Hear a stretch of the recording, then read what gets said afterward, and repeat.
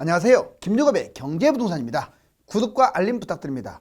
윤석열 대통령 파상적 규제 완화로 집값이 발칵 뒤집혔습니다. 2월부터 공포가 현실이 됩니다. 3년 이상 걸쳐서 단행되었던 규제가 1년도 안 되어서 모두 풀렸으며 미분양 매입 등 부양책이 나오고 있습니다.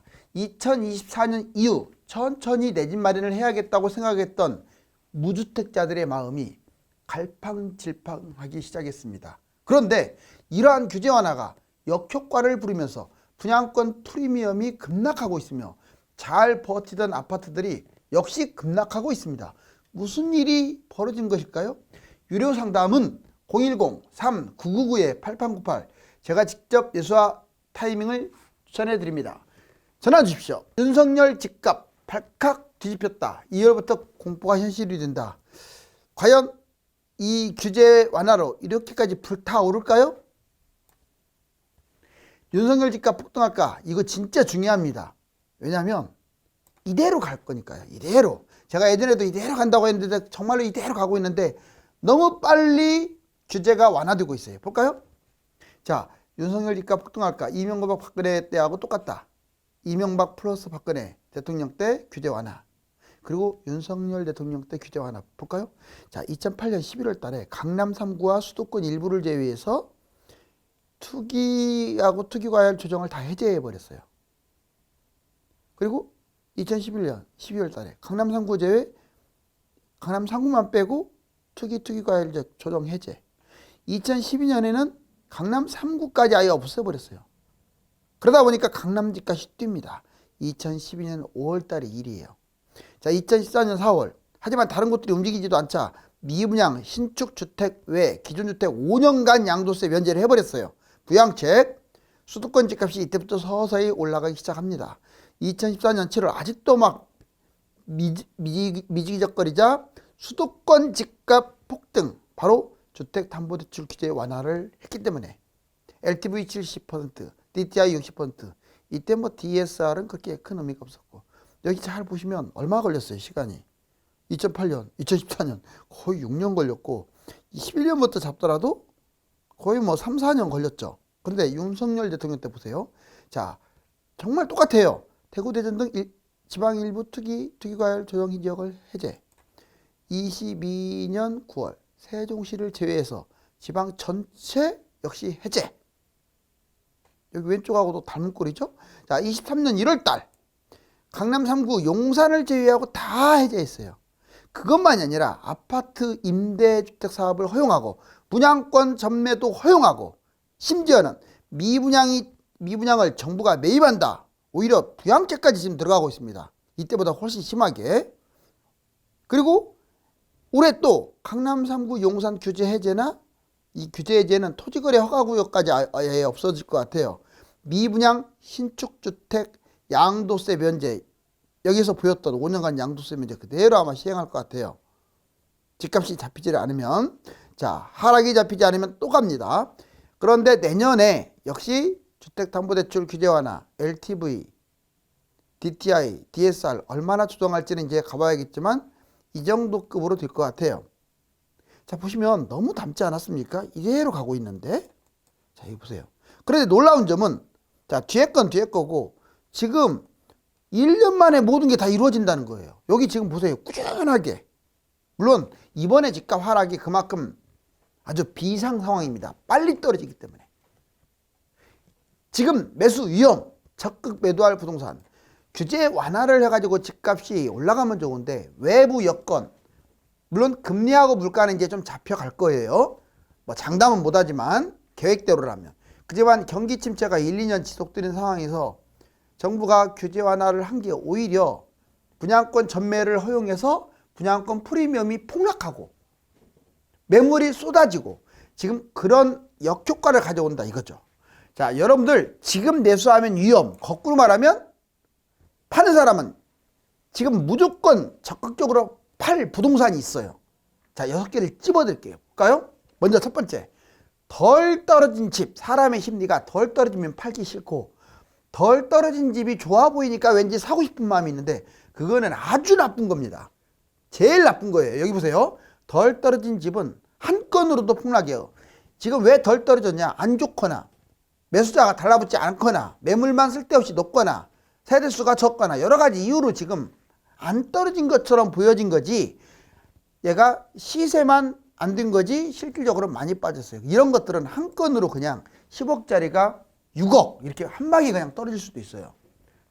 실제로 그래 왔고, 덜 떨어진 집 빨리 파세요. 덜 떨어졌다는 것은 또 조금 약간 비싸게 내놔도 팔릴 수도 있다는 얘기고, 또 사는 사람 입장에서는 그런 거 사면 망하겠죠. 자, 가격 비싼 집, 비쌀수록 금액 폭락. 가격 비싼 집, 강남이 제일 위험해요. 아직까지는 그래요. 장기적으로는 좋은데 단기적으로는, 또 강남이 아니라도 수도권이든 지방이든 비싼 집이 현재 제일 위험합니다. 설령 빠졌어도 비싼 것은 금액적으로 훨씬 많이 빠져요. 세 번째, 많이 뛴 집. 금액이 문제가 아니라 이 어떤 바닥 대비 많이 올라간 거, 오버페이스 한 거, 얘들은 그만큼 떨어지기 마련이에요. 꼭 기억하세요. 그 다음에 이게 진짜 중요해요. 2020년 이 시세는 다 분기될 가능성이 커요. 코로나로 뛴 2020년 이후에 졌다는 것은 거의 물론 문재인 정부의 어떤 실착도 있지만 코로나로 인해서 거품이 확 뛰어버린 거예요. 역으로 말하면 2020년으로 떨어질 수도 있으니까 이 시세에서 많이 뛴 것들은 빨리빨리 던지고, 그리고 매수할 사람들은 시세를 꼭 확인하세요. 그 다음에 회복이 어려운 곳은 아예 잡아서는 안 됩니다. 예를 들면 경기, 인천, 지방이 대부분이라고 했는데 주로 외곽 지역이 그렇고, 자 이제 여섯 번째, 고분양, 분양가가 비싸다. 미분양, 지금 막 미분양 잡는 사람들 많더라고요. 정신 못 차린 겁니다. 이제 시작이에요. 그런 거 잡으면 분양가 3억짜리 미분양 잡았다가 마이너스 1억, 그러면 2억으로 떨어질 수 있어요. 1억 떨어지는 거 시간과의 싸움이에요. 절대 이 시점은 좋은 시점이 아니야. 아직 타이밍이 아니니까 기다리세요. 더 떨어졌을 때 사시라고.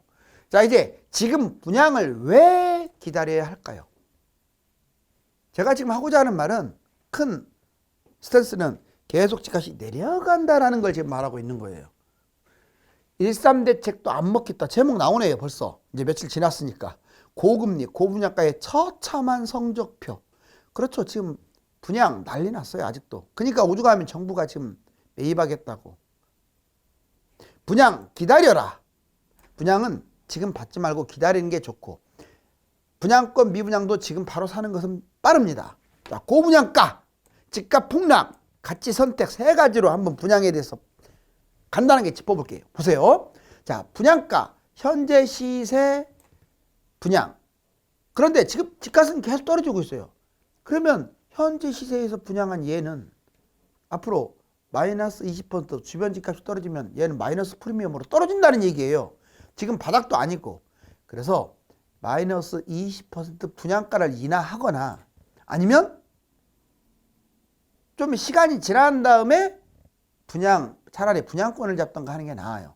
고분양가. 자, 조합원의 탐욕. 아직도 조합원들이 탐욕이 많아요. 재건축이든 재개발이든. 두 번째, 건설사가 배짱. 더군다나 정부가 매입까지 해준다니 얼마나 배짱 부리겠어요. 고분양가로.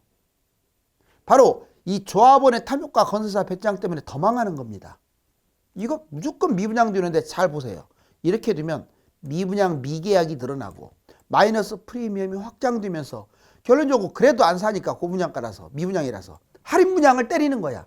결국 본인들이 더 득을 얻으려다가 엄청난 손해를 보겠죠. 두 번째, 집값 폭락.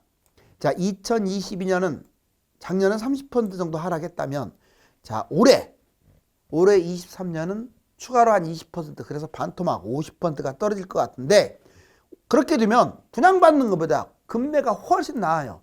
3기 신도시 서울의 웬만한 곳 분양보다 금매 반토막이 훨씬 낫다고요. 새 아파트. 자, 거품 급등. 그러니까 새 아파트는 2030이 특히 좋아해가지고 막 샀죠. 그러다 보니까 거품이 급등하면 폭락. 그래서 새 아파트가 떨어지니까 미분양도 더 늘어나는 거예요. 차라리 지금 지어진 금매로 들어가지, 새 아파트에 들어가지. 언제, 자, 시간도 많이 걸리는 미분양을 왜 잡겠어요. 자, 전망. 2023년 반토막 납니다. 그리고 특급 지역도 미분양이 나올 수 있다. 당장은 아니래도 시간이 흐를수록 특급 지역이 미분양. 제가 3기 신도시 서울 미분양 날 걸 제일 먼저 예측을 해드렸어요. 여러분들한테. 그렇잖아요. 근데 꿈 같은 일이 벌어지고 있잖아요. 자, 여기 보시면 가치 선택. 자, 종합 선택. 급매, 분양, 분양권, 미분양 정리하면 네 가지 중에서 고르세요. 급매, 분양, 분양권, 미분양. 분양만 받으려고 그 애타지 마시고 넷 중에서 제일 좋은 걸로. 조건 선택. 자, 가격 아마 인하할 수도 있어요. 분양가 내려간다 이 말이죠. 그리고 계약 조건이 좋아지겠죠. 계속 5%로 계약금 무이자. 근데 부양책이 나올 수도 있어요. 정부의 부양책. 시기도 선택을 잘해야 돼요. 그런데 지금 시점에서 보면 청약하고 급매는 늦출수록 유리하다. 이제 물량 폭탄으로 집값 장기적인 하락. 이게 뭔 말이냐? 자, 항상 기억을 하세요. 과거 사이클을 보면 어떤 위기가 터지고 그 다음에 신도시가 공급되면 이 두 개가 만나면 장기 폭락합니다.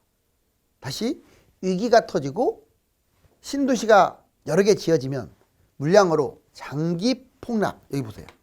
자, 일본발. 사실상 일본만 폭락한 게 아니에요. 일본은 잃어버린 30년이라서 그렇지. 우리나라도 이렇게 떨어졌어요. 그런데 1기 신도시가 신도시만 있는 게 아니라 택지지구가 있어서 많아요. 거의 30곳 정도? 그러다 보니까 이렇게 거의 7, 8년 동안 떨어진 거예요. 그 다음에 또 볼래요? 이렇게 폭등을 했네요. 항상 거품이 끼니까 그렇겠죠. 자, 이제 미국발의 2기 신도시가 미국발 금융위기하고 2기 신도시가 만난 거야. 그러니 이렇게 장기 폭락했죠. 이 네오 박스 길잖아요. 이렇게 여기도 길죠. 이렇게 박스가 거의 막 5, 6년. 그 다음에 이번에 보세요. 엄청나게 뛰었네요. 이렇게 뛰었어요. 그런데 코로나발 그리고 3기 신도시, 바로 이 코로나발 위기하고 3기 신도시가 만나면 바로 이렇게 길게 떨어질 확률이 커요. 원래는 4, 5년 떨어질 가능성이 커요. 실제로 다른 나라 부동산도 이때 장기적으로 횡보했습니다. 자, 그리고 3기 신도시 결국 이렇게 폭락을 할 수가 있겠네요. 제가 드리고 싶은 말씀은 서둘지 말라는 거예요. 위험할 수가 있다. 자, 그 다음에 강남 6억에서 14억이면 갭 투자로도 가능합니다. 자, 최고의 투자처인 강남이 그래요. 자, 다시 한번 찝어볼게요. 강남 최소 6억 그리고 14억까지 30평대를 잡을 수가 있다. 이거 다 거의 다 30평대 기준이에요. 압구정, 반포, 대치, 개포, 잠실로 알아볼까요? 자, 압구정 현대 3차 33평 8.6억 했던 게 42억. 미쳤죠? 현재 시세 얼마인 줄 아세요? 31억. 좀 더 떨어지면 빠진 것보다 조금만 덜 떨어져도 21억이네요. 자, 그 다음에 반포자이 35평 11억이 40억. 현재는 30억으로 내려왔어요. 빠지면 20억. 21억 20억으로 안 빠져도 25억까지는 무조건 내려가게 돼 있어요. 25억. 그 다음에 잠원동 신반포 12차 34평 7억짜리가 26억 19억까지 내려왔네요. 얘는 13억까지. 이게 아니래도 15억 16억으로 내려올 수 있어요. 자, 결론적으로 이 세 곳 우리나라의 황금 지역이죠. 특히 압구정하고 반포를 이길 곳은 없습니다. 폭락장 갭투자 7억에서 14억이면 싹 잡아요. 자, 대치동 개포동 대치 쌍용 1차 31평 7억 6천이 28억. 어휴, 엄청나죠. 현재 21억 합니다. 얘 14억까지 내려갈 수 있다. 그 다음에 대치동 음마아파트 30평 7.2억이 자 26억까지 뛰었어요. 그 다음에 19억까지 내려온 적이 있고 얘가 더 내려가면 이제 현재 19억이죠. 13억까지 빠질 수도 있다. 개포동 개포주공 5단지 31평 7억이 27억. 금액도 비슷하잖아요. 지금 올라간 금액이. 얘도 21억까지 내려왔고 더 빠지면 14억까지. 설령 14, 13이 아니래도 뭐 16, 7억까지는 가볍게 빠지겠는데요. 여기 여러분들 빠진 걸 생각하세요. 빠진 것보다 지금 덜 빠지는 거예요. 제가 예측 잡은 게. 자, 폭락장 갭 투자는 결국 7억, 8억이면 이거 다 잡아요. 잠실 주공 5단지가 제일 좋죠. 34평 8.7억이 28억. 미쳤네요. 30억까지 찍었죠. 사실상은. 자, 19억까지 지금 현재 20억, 21억으로 다시 올라왔지만 19억까지 내려왔고 얘가 많이 빠지면 14억. 아니 14억이 아니래도 16, 7억이면 어때요? 잠실동 엘스 33평 8억 3천이 27억까지 갔는데 현재 19억. 더 떨어지면 14억. 5억만 빠지면 돼요. 잠실동 레이크팰리스 34평 8.4억이 25억. 19억. 좀만 더 떨어지면 이제 13억. 제가 이거를요. 이런 데 빠지기 전에 1년 전에 이걸 해놨어요. 이미 1년 전에 2년 전에도. 왜? 집값 빠지면 기본 50% 빠지니까. 폭락장 갭 투자는 6에서 7억. 어떻습니까? 작게는 6억, 많게는 14억 해서 여기 다 잡네요. 집값 뛰는 것은 어마어마해요. 제가 여기 뛰는 거 안 잡아놨죠. 앞에서 뛰는 거 보세요. 8억이 40억 뛰었다. 이번에도 그럴 거예요. 이번에도. 자, 이제 10년 전과 똑같은 부동산 정책. 아까 제가 요약해서 말씀드렸지만 지금 원희룡호, 자, 대구대전 등 지방 규제 완화 6월 달에 했어요. 그 다음에 9월 달에 세종시 제외 지방 전체 규제 완화. 그러다가 올 1월 달, 자, 강남 3구 용산을 제외한 모든 규제 완화, 아파트 임대주택 사업 허용했고 분양권 전매도 다 가능. 자, 이제 23년 올해 나올 또 내용들이 강남 용산 해제, 아마 상반기에 없어지지 않을까. 토지거래 허가제도 서울 상반기에 해제. 부양책은 빠르면 23년, 아마 내년, 늦으면 내년. 미분양 신규 주택수 제외, 대출도 해제. 여기 보시면 지금 이게 1년 만에, 자, 오른쪽 보세요. 1년 만에 다 해제됐는데 여기 지금 거의 4년에 걸쳐서 이렇게 해제됐던 게 1년 만에. 제가 보기엔 너무 좀 빠르게 했어요. 왜 그러냐면 이번에 레고랜드 사태까지 터지고 금융권이 흔들리니까.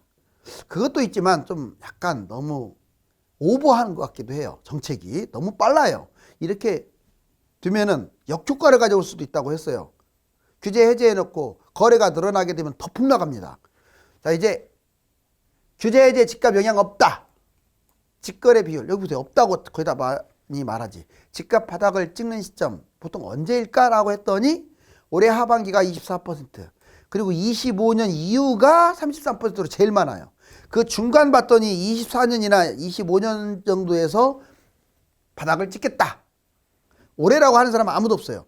자, 정부가 이렇게 규제를 엄청나게 풀었는데 부동산 침체 못 막는다가 81%, 막는다가 15%밖에 안 돼요.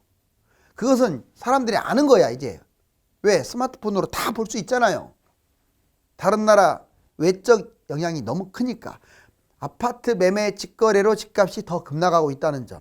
자, 미국 기준금리 위기, 물가 하락, 경기 침체. 이 부분 기준금리가 5%까지 올라왔네요. 그런데 여기 보시면 기준금리 다음에 떨어질 때 이게 여러분들 직선이 뭐냐면 금융위기 터진 거예요. 금융위기 터졌죠. 그 다음에 꼭지 찍고 내려올 때 금융위기 터졌고, 그 다음에 역시 꼭지 찍고 또 내려올 때 금융위기 터졌고, 이번에도 마찬가지. 여기까지 올라왔는데 내려올 때 이 빨간 선 터질 거예요. 확률은 높습니다.